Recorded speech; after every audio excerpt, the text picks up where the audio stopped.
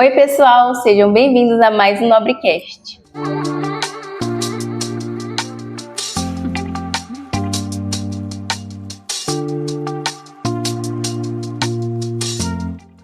Hoje eu tô com a Luana, ela é neuropsicopedagoga clínica. Prazer, Luana. Prazer.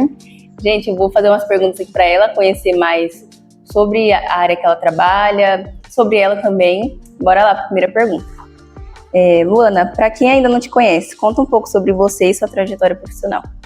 Vamos lá. Sou a Luana, tenho 25 anos, sou casada, sou mamãe de primeira viagem e sou formada em pedagogia a princípio, depois fiz pós em neuropsicopedagogia clínica. Estou atuando aí na educação desde os 12 anos. Fui auxiliar de classe, dei aula de música, enfim. Mas agora na parte clínica mesmo, que eu vim só depois da pós-graduação mesmo. O que te motivou a entrar nesse ramo? Bom, na verdade, igual eu falei, eu fui auxiliar de classe. Então, quando você é auxiliar de classe, você ajuda a professora principal ali, né, da sala de aula. E aí, eu ficava normalmente com as crianças que tinham dificuldade de aprendizagem. E eu não sossegava enquanto eu não entendia como aquela criança aprendia, né? Então eu falava, não, eu preciso achar um jeito dessa criança aprender, preciso. E aí eu ia desenvolver estratégia, alguma forminha dela aprender. E quando ela aprendia, eu ficava muito satisfeita, ficava muito feliz. Então eu comecei assim. Aí, mais pra frente, quando eu entrei mesmo, tava finalizando a faculdade, que eu ouvi falar sobre a neuropsicopedagogia, porque eu não sabia o que era. Aí eu ouvi falar, aí teve uma profissional muito legal de Campinas, que eu vi o nome dela no Google, liguei pra ela, entrei em contato, ela falou assim, eu estou indo pra Valinhos, você pode atender agora? Ela foi no caminho de Campinas até Valinhos, conversando comigo, me explicando, nunca tinha me visto, nunca tinha falado comigo, nem me conhecia, ela foi me explicando sobre a neuro, aí eu me apaixonei, né, só da forma dela falar eu me apaixonei, e decidi fazer essa pós. E depois que eu comecei a avaliar as crianças, a hora que eu dava o diagnóstico da criança, daí os pais começavam a falar assim, vixe, acho que eu tenho isso aí também, você consegue me avaliar? Aí eu comecei a avaliar os adultos, aí eu fiz uma especialização em diagnóstico tardio. Aí hoje também trabalho com o público adolescente e adulto. Legal. Quais são os maiores desafios na sua área atualmente? Olha, hoje as pessoas terem medo de descobrir um diagnóstico. É porque hoje as pessoas têm medo de descobrir se é autista, se é TDAH, se é dislexia. E na verdade eu considero como uma abertura de portas, de oportunidades. Você descobrir qual a sua dificuldade, o porquê você tem essa dificuldade e como resolver, pra mim isso é bom, né? Sim. Mas as pessoas, infelizmente, ainda correm um pouco disso. Né? Ainda correm, não sabem a real dificuldade que tem. Sim. Né? Como você enxerga o futuro do seu segmento nos próximos anos? Aí eu vejo que essa busca por diagnóstico, ela vai aumentar ainda mais. Ela vai aumentar ainda mais. Por mais que existe esse medo, mas hoje existe mais conhecimento. Então as pessoas estão aos pouquinhos indo atrás. Eu acho que daqui um pouco vai se tornar muito normal, sabe? Igual ir no cardiologista. Eu acho que vai ser isso. Acredito que vai ser assim, fazer terapia vai ser algo muito mais corriqueiro. Sim. Existe alguma tendência no seu mercado que te anima ou preocupa? Tem as duas. Que me anima é justamente essa melhora, né? Essa busca de conhecimento. Isso me anima muito. E o reconhecimento desses profissionais também. Então hoje os médicos nos reconhecem. Porque antes não era assim.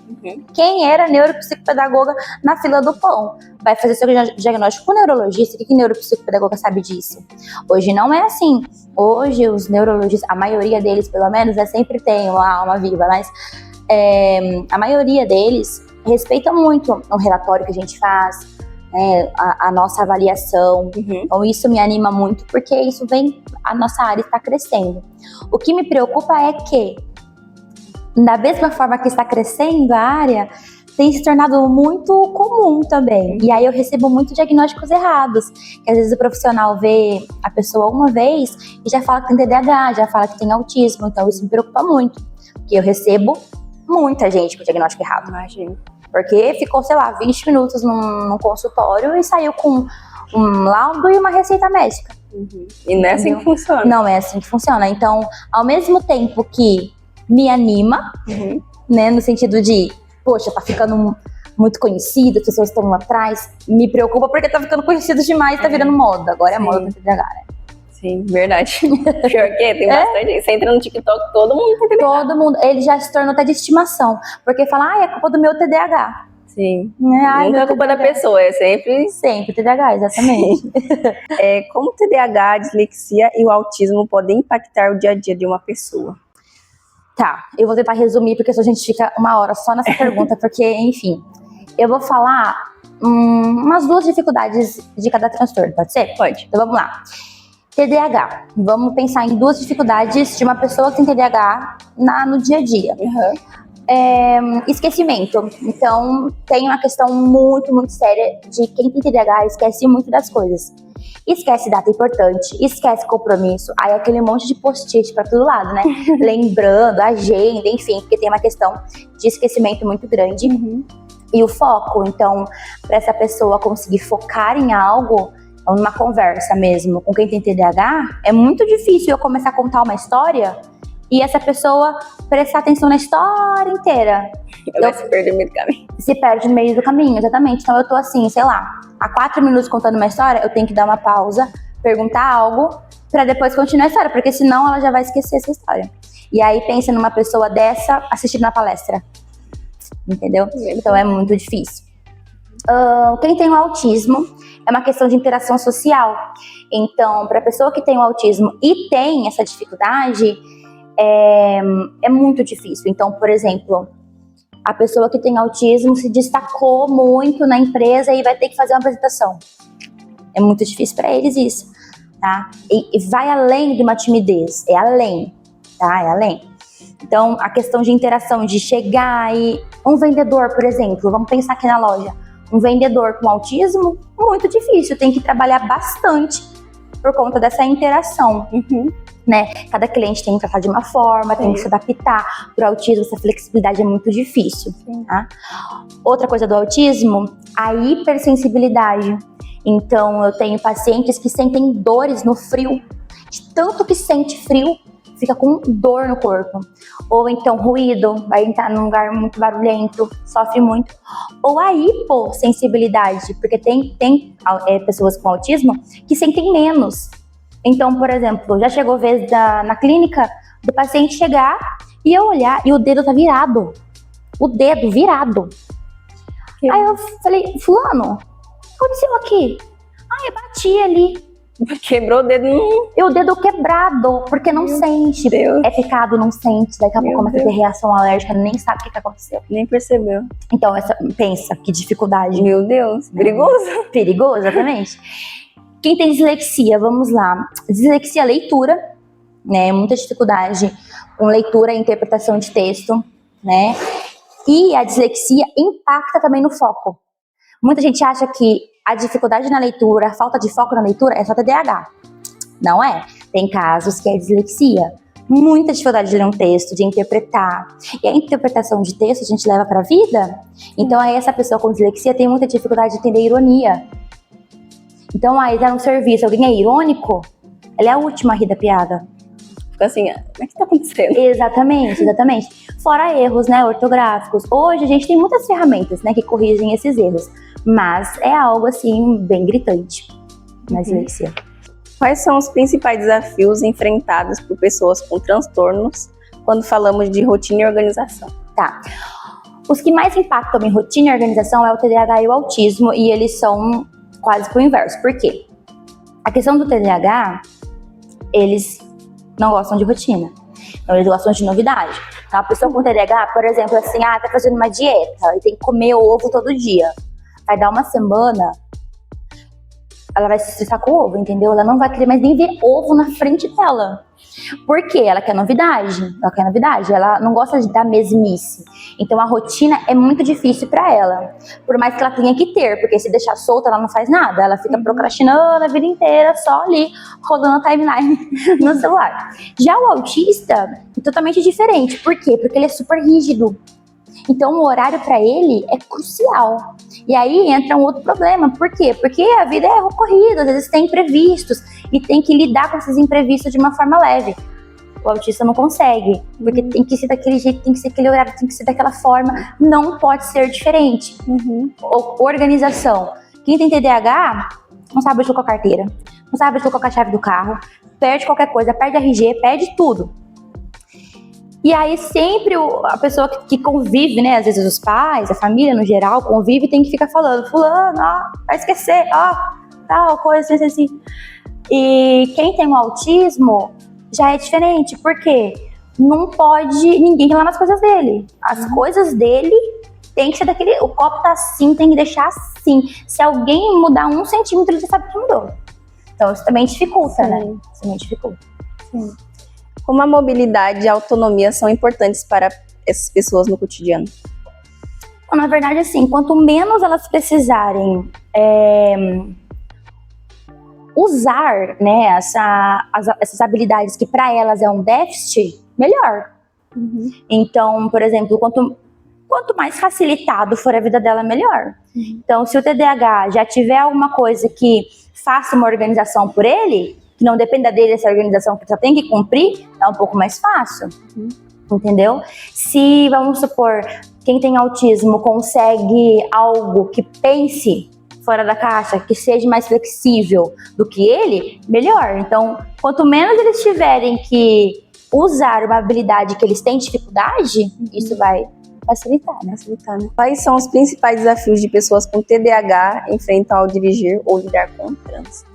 Tá, vamos lá. Quem tem TDAH é complicado. Na verdade, o trânsito como um todo é muito complicado, né? Quem tem TDAH é a falta de atenção, né? É o déficit de atenção. Então, por exemplo, quando você está em uma direção, você tem que prestar atenção em várias coisas. É o que a gente chama de atenção alternada. São várias atenções que você tem que ter e todas são importantes. Se você deixar passar uma coisa, já era, né? Então, olha, os relatos dos meus pacientes com TDAH em trânsito são os melhores, assim, sabe? Eu tenho vários. Eu tenho quem esquece de dar seta e vira e quase bate, entra na frente não vê lombada, quando vê passa a lombada sem ver. Vai, tá andando no mundo da lua, passa no sinal vermelho, quase bate o carro. Às vezes vai pra um lugar, a cabeça tá indo, sei lá, eu preciso ir por aqui. A cabeça tá lá no mundo da lua, quando vê tá indo pra cá. Aí tem que voltar. Então é essa falta de atenção, essa dificuldade, né? E outra, se você vai fazer um trajeto longo, você tem que manter a atenção o trajeto inteiro, que é a atenção sustentada que a gente chama. Você tem que sustentar essa atenção. Você imagina, eu vou pro Paraná. É 6, 7 horas. É 6, 7 horas que você tem que estar ali prestando atenção. Então é muito difícil, entendeu? Tem bastante dificuldade. Imagina. Como a dislexia pode afetar a leitura de placas e sinalizações enquanto a pessoa dirige? Na verdade, assim, quem tem dislexia tem muita dificuldade da leitura rápida, dessa interpretação rápida. E no trânsito, você tá andando, você vê uma placa, você já tem que automaticamente ler, interpretar e entender, e se você precisar, mudar, né, rápido. E tem muita placa com sua imagem, né, e aí você tem que já entender o que ele tá querendo dizer, exatamente. E tem muitas placas que eu falo que são bem confusas. São bem confusas. Também acho. E dificulta muito, sim, a leitura dessas placas, quem tem dislexia. Então, sabe aquelas placas que fala, por exemplo, pegue a saída 129A para não sei o que lá, 129B, entendeu? Gente, eu acho um caos. É muito difícil mesmo. No caso do autismo, quais são as dificuldades mais comuns ao estar no trânsito, seja dirigindo ou como passageiro? Vamos falar por partes. Dirigindo, tá? Dirigindo.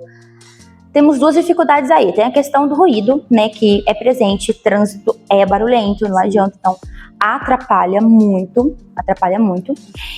E tem uma questão que o autista tem muita dificuldade em se colocar no lugar do outro. Então, vamos supor assim, ele tá numa via, tá lotada aquela via e tem um ser querendo entrar na rua. Custa dar uma paradinha pro ser entrar? Pro autista custa. Ele que espere, eu tô na minha via. E não é por maldade. Ele realmente não consegue se colocar no lugar do carro que tá esperando. Então ele é tido como motorista ignorante. Entendeu? Outra coisa, regra é regra. Se você passou no sinal vermelho, você tá errado e ele vai buzinar. Ele vai ficar bravo com você. Então ele é tido como motorista ignorante. E no caso de passageiro, ele é péssimo. Por quê? Porque ele quer que o motorista dirija da forma que ele dirige. Entendeu? Quer ficar opinando. Ele quer ficar opinando. Mas por que você não virou aqui? E aí outra, trajeto. Quem tem o autismo, isso pode ser criança, tá? Às vezes nem dirige. Mas se vai pra escola pelo mesmo caminho todas as vezes, por que tá indo pelo caminho diferente? Ele começa a questionar. E aí, como passageiro, ele vai questionar. Entendeu? Se é um passageiro motorista com autismo, é muito difícil que ele vai aceitar que dirijam por ele. Tá? Ele é motorista porque vão dirigir por ele. Se não for motorista, é mais a questão do trajeto que pega mesmo. O excesso de estímulos no trânsito pode ser um problema para quem tem essas condições? Pro TDAH, sim. Pro TDAH, sim, muita coisa, né? Só que ao mesmo tempo, eu entendo que o trânsito precisa ser chamativo. Então é muito difícil. Mas sim, é uma questão que tira atenção, sim, que tem que ser trabalhado. Mas é aquilo também, né, Yasmin? Quem tem dificuldade precisa correr atrás de tratamento, né? Então, a pessoa tem que se ajudar também. Exatamente, tem que se ajudar. Que estratégias podem ajudar pessoas com TDAH a manter o foco e a segurança ao dirigir? Entender o que funciona para essa pessoa. Então, por exemplo, tem gente que funciona melhor ouvindo música. Quando ela ouve música, ela consegue focar. Tem gente que ouvir música para ela é pior. Entendeu? Tem gente que ao usar o Maps, por exemplo, a moça falando lá, a vozinha falando, é bom. Para outros, não. Tem que desligar a vozinha. Então, descobrir o que funciona e não querer entrar no padrão estabelecido por outras pessoas. Porque o que funciona para mim pode não funcionar para você. Então, entender o que realmente prende sua atenção e manter aquilo. Isso aqui, né? Celular. Isso pode ser com TDAH, pode ser sem TDAH. Isso vai ter atenção. Mas quem tem o TDAH vai sofrer muito mais. Nossa, imagina. Aplicativos de navegação podem ser aliados para quem tem dificuldades de atenção? Pode ser usado da maneira correta. Porque esses dias mesmo eu tava vendo um carro que eu falei, meu Deus, quem tem TDAH nesse carro? Era uma telona gigantesca, assim, sabe? Eu não sei que lá de comando, eu não sei o nome certinho. Mas é uma telona, assim, do lado do volante. Falei, nossa, quem tem TDAH? Mostra o carro girando e tal. Enfim. A pessoa ia querer ficar prestando atenção na telinha. Exatamente. Então, depende. Se a tecnologia for realmente ajudar, beleza? É aquilo. O que funciona para uma pessoa pode ser que não funcione para outra. Por quê? O TDAH, existe um padrão de comportamento, sim, mas varia um pouquinho de pessoa para pessoa. Então, eu tenho um paciente com TDAH, eu não vou tratar ele da mesma forma que eu trato o outro, eu vou entender o que funciona realmente para ele. Sim. Como a escolha de um carro certo pode facilitar a vida de uma pessoa neurodivergente? Então, na verdade, assim, vamos supor que tem uma certa dificuldade. Se ela compra um carro que ajude nessa dificuldade, é muito mais fácil. Vamos supor que é um TDAH que tem dificuldade na atenção alternada, que é naquela várias atenções ao mesmo tempo. Ela comprando um carro automático, ela não precisa pensar na marcha. Sim. Entendeu? Já é uma coisa a menos. Já é uma coisa a menos, exatamente. Se a pessoa tiver uma condição ainda melhor, que ela consiga controlar lá a velocidade máxima do carro, ela não precisa prestar atenção onde tem radar. Entendeu? Então, depende da dificuldade da pessoa. Mas faz toda a diferença você ter um carro que te ajude nessas dificuldades. Porque resolve, né? Resolve uma pendência aí que você tem, que você fica preocupado. Eu tenho pacientes com TDAH que não saem no horário de pico. Não saem. Tudo que eles vão fazer, tanto com o TDAH quanto com o autismo, por conta dos ruídos, tudo que eles vão fazer é pensando no horário de pico. Pensando no autismo, por exemplo, se é um carro, porque existe muito essa diferença, né? De isolamento, de som. Sim. E se é um carro que tenha um isolamento melhor, para quem tem autismo, faz toda a diferença. Sim. Você não fica... Ouvir buzina, essas coisas, às vezes o carro é um pouco mais silencioso. Até, às vezes, o próprio barulho do carro mesmo, né? Uma outra coisa que eu pensei também agora é carro com... Eu não sei o nome, talvez você consiga me ajudar, mas carro que você sente menos o impacto, sabe? Quem tem hipersensibilidade, no caso do autismo, às vezes uma lombada que vai sentir muito o carro, quando o carro é um pouco mais macio, vamos usar essa palavra, que a pessoa sinta menos esse impacto, vai facilitar a vida dela também, né? Existem acessórios ou tecnologias que ajudam neurodivergentes a dirigir com segurança? Nisso a gente entra naquela questão das coisas que ajudam, né, mesmo, dos mecanismos aí que os carros oferecem. Varia, pode sim ajudar, mas pode atrapalhar também. É como você falou, vai de pessoa para pessoa, exatamente. Quais são os principais gatilhos de estresse no trânsito para quem tem TDAH, dislexia ou autismo? Barulho, buzina. Eu tenho pacientes que não conseguem lidar com pressão. Então aí vai sair do semáforo e a rua é assim. Aí morre o carro. Aí já dá, e aí depende da pessoa, entra em crise. Principalmente questão de autismo. Tá? Então essa pressão gerada, né, pelo horário de pico, abriu o sinal, já tem que sair andando, correndo, porque senão traz buzina, é questão de troca de faixa. Então essa pressão toda que envolve, né, o trânsito, impacta nisso e aí gera essa crise, pode gerar esse pânico, né, vamos dizer assim. Como lidar com situações de estresse ou crise no trânsito? Terapia. Simples. Porque assim, ó, se você tem uma dificuldade explícita no trânsito, assim, desculpa a sinceridade, a gente não vai mudar o trânsito por conta de uma pessoa autista, por conta de uma pessoa TDAH. Não dá pra no trânsito você identificar quem tem TDAH, quem tem autismo. Exatamente. Entendeu? Então quem tem a dificuldade, busca ajuda. Não tá conseguindo lidar com os ruídos de trânsito e aí você pega horário de pico pra ir pra voltar pro serviço, busque ajuda para conseguir lidar com isso. Não consigo lidar com pressão porque eu dirijo devagar. Vamos buscar ajuda com isso, entende? Então, terapia. A terapeuta vai conseguir sinalizar. Não, se você fizer mais aulas de carro, por exemplo, você consegue lidar melhor com isso. Não, se você usar um abafador, você consegue lidar melhor com isso. Mas procura um especialista. Carros automáticos são uma boa opção para quem tem dificuldades com coordenação e atenção? Sim, nisso sem dúvidas. Sem dúvidas. A questão da coordenação, que a gente chama, é por conta da embreagem, né? Então você tem que a embreagem, muda, volta. Aí nisso, tá prestando atenção em que marcha tá colocando aqui. A hora que volta já tava quase batendo, coisando de faixa. Então, sem dúvida nenhuma, sim, ajuda muito. Carro automático, você tira, né, uma dificuldade a mais, uma atenção a mais que a pessoa com TDAH precisa ter, né? O que falta para que o trânsito seja mais inclusivo? O que falta para que o trânsito seja mais inclusivo para pessoas neurodivergentes? Eu acho que só tem mais um pouco de paciência. Aí eu acho que nem entra muita questão de neurodivergente, sabe? Aquilo que eu falei, né? Não dá pra gente identificar. Eu acho que esse carro da frente tem TDAH. Mas não dá pra gente identificar. Mas vamos ser mais calmos, né, gente? Vamos ser mais calmos, vamos dar uma... Todo mundo vai chegar no seu destino. Exatamente. Qual conselho você daria para quem tem TDAH, dislexia ou autismo e deseja dirigir, mas tem receios? Terapia. Terapia, gente. Terapia. Tá com medo de dirigir? Por quê? A terapia vai ajudar essa pessoa a entender o porquê desse medo. Sabe por quê, Yasmin? Às vezes a pessoa tem um medo de dirigir gritante. E aí ela se cobra demais por esse medo de dirigir, demais.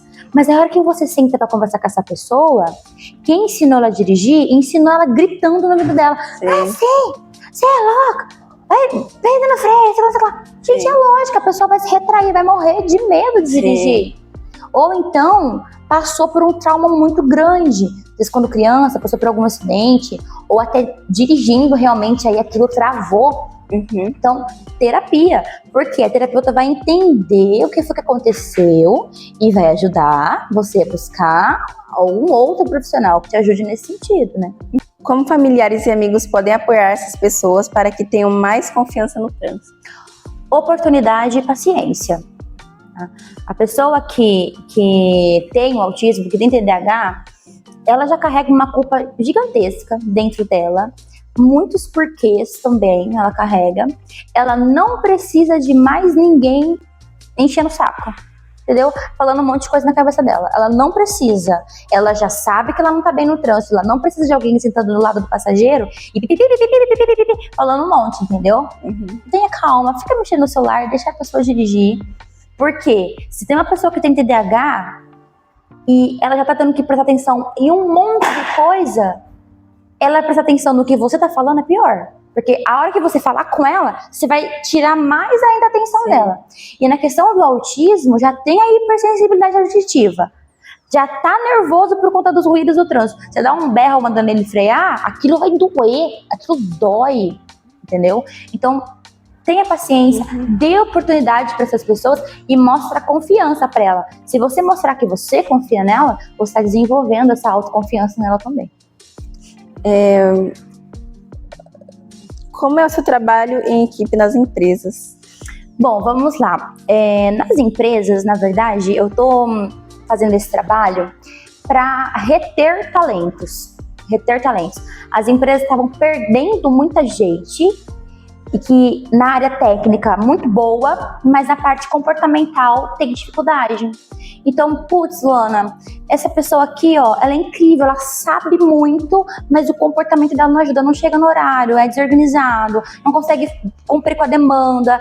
E aí, às vezes, perde esse talento, às vezes manda embora, e aí tem que lidar com custo de uma nova contratação, um novo treinamento, tudo isso gera um custo para a empresa, né? E se ela retém esse talento e melhora o comportamento dessa pessoa, ela não precisa mandar embora. Então não tem um custo de demissão, não tem um custo de uma nova contratação. Então para a empresa é benefício e para o funcionário também, porque ele não perde emprego, né? Então hoje eu entro dentro das empresas com essa visão. Deixa eu ver o que essa pessoa tem de ponto fraco e como ela pode lidar com esse ponto fraco, o que ela tem de ponto forte e como que os gestores podem valorizar esses pontos fortes, né? Legal. Como é estar em parceria com a Nobre Multimarcas? Olha, para mim é um prazer, né, estar aqui com vocês, trabalhando em conjunto e uma abertura de portas para esse ramo também, que eu estou aprendendo demais com vocês. Cada dia que eu venho é uma coisa nova que eu aprendo. É um mundo, né? Eu falo que é um mundo totalmente diferente e eu gosto muito de aprender coisas novas. Então, para mim, está sendo muito gratificante poder entender cada um também, conseguir contribuir da forma que eu falei, né? Sobre entender os pontos fracos e os pontos fortes. Eu entender que eu estou aqui para um benefício, né? Para poder trazer esse benefício para a empresa. Isso, para mim, é um prazer muito grande. Legal. E para encerrar, qual mensagem você gostaria de deixar sobre inclusão e respeito às diferenças? A gente fala muito sobre inclusão, muito, mas a gente não pratica a inclusão. Então, é isso, a minha mensagem é assim, essa reflexão.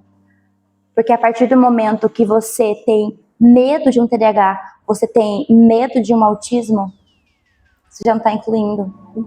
Então, muito se fala de inclusão social, de inclusão por raça, de inclusão por gênero, mas pouco fala sobre neurodivergente. Porque às vezes nem tem o diagnóstico. O autismo nível 1 mesmo, essa pessoa sofre muito dentro de empresas, sem ninguém abrir o olho e falar, nossa, pera lá, o que tem de diferente? Então, essa empatia, sabe? Se colocar no lugar do outro, conseguir entender, será que precisa da minha ajuda? Né? Será que precisa da minha ajuda? E na hora que receber esse diagnóstico, a hora que essa pessoa recebe, não tratar como se fosse um monstro, uma múmia chegando. Meu Deus, como que eu vou falar? Nossa, aí que tem autismo, como que eu vou fazer? Ai, porque eu tenho medo. Calma, gente, calma. Estude, busque informação. Hoje, se você dá um Google ali sobre autismo, você vai chover informações para você. Busque informação e procure um especialista para conseguir ajudar nisso. Legal. Bom, pessoal, esse foi o nosso podcast. Luana, foi muito legal saber mais sobre a sua área e saber mais sobre você. E é isso, pessoal. Aguardem o próximo episódio do Nobrecast. Tchau. Tchau.